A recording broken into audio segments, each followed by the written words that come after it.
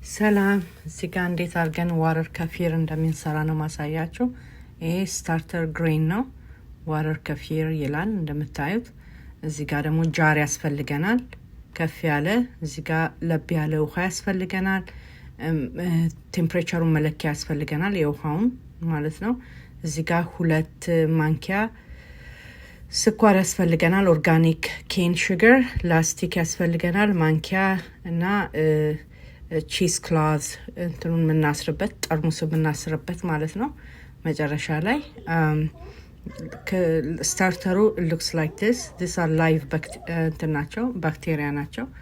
so ውሃው ከ99 ዲግሪ ወደ ታች ነው መሆን ያለበት። በጣም መፍላት የለበትም፣ ለብ ነው። ስኳሩን እዚህ እስካረጋችሁ በኋላ 2 ማንኪያ ነው እኔ ተጠቀምኩት። አብሮት የሚመጣ ጋይድ አለ so you can follow that። እዚህ ውስጥ ለብ ያለውን ውሃ ታረጋላችሁ እንደምታዩት ማለት ነው።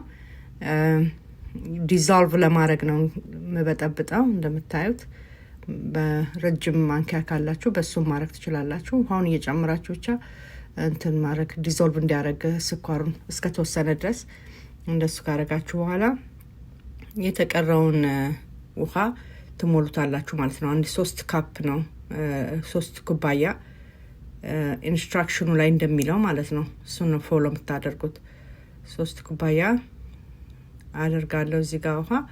ከዛ ውሃውን ካዘጋጃችሁ በኋላ ስኳርና ውሃ ከተቀላቀለ በኋላ ስታርተሩን ነው ማለት ነው የምትጨምሩት።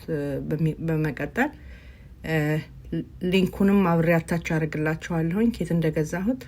የራሳቸው ዌብሳይት አላቸው። these are live bacteria ናቸው። እንትን ስትሏቸው ፍሎት ያደርጋሉ እና ምግባቸው ነው ማለት ነው። ስኳሩን እናንተ አትጠጡትም፣ ለነሱ የሚበሉት ስኳር ነው። ውሃውን ፈርመንት እንዲያደርጉ ማለት ነው። this is the fermentation process ነው። ከዛ ልክ ያው እንደምታዩቸው ፍሎት እያደረጉ ነው። በሙሉ ሲጨርሱ ነው actually ፈርመንት አድርጎ ሲያልቅ ነው ኖርማሊ ፍሎት የሚያደርጉት በደንብ። ይሄንን አስራችሁ እንደዚህ ታስቀምጡታላችሁ።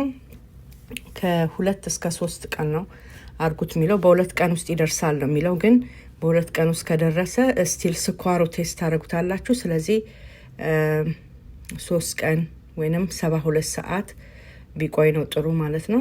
ልክ ሬዲ ሲሆንላችሁ እንደዚህ ታጠሉታላችሁ። እነኚህ የከፊር ግሬኖቹን መልሳችሁ ነው የምትጠቀሙት። ኦኬ you just keep doing the same thing። እየረጋገማችሁ የሚጣል ነገር አይደለም ማለት ነው። ከዛ እንዲያጠለላችሁትን ንጹህ እንትን ላይ እንደዚህ ትገለብጡታላችሁ ካፕ ላይ። ይሄንንም እንደዚህ ውጪ ለ12 ሰዓት ውጪ ብታቆዩት 12-24 ሰዓት ማለት ነው ብታቆዩት ውጪ ጥሩ ነው። ይሄ ነው አብሮት የሚመጣው ከስታርተር ኪቱ ጋር አብሮ። ይሄን አንብባችሁ ፎሎ ማድረግ ነው። በጣም ቀላልና ኢዚ ነው።